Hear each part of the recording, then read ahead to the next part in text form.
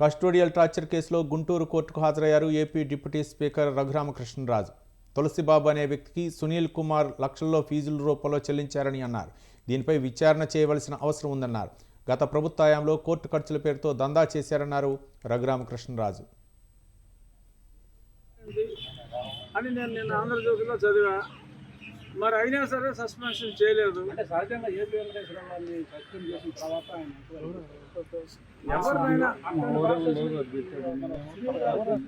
అదే కాదు, ఇప్పుడు ఒక డిఎస్పీ స్థాయి వరకు are additional SP non cadre వరకు ఒక విఆర్లు ఉంటాయి.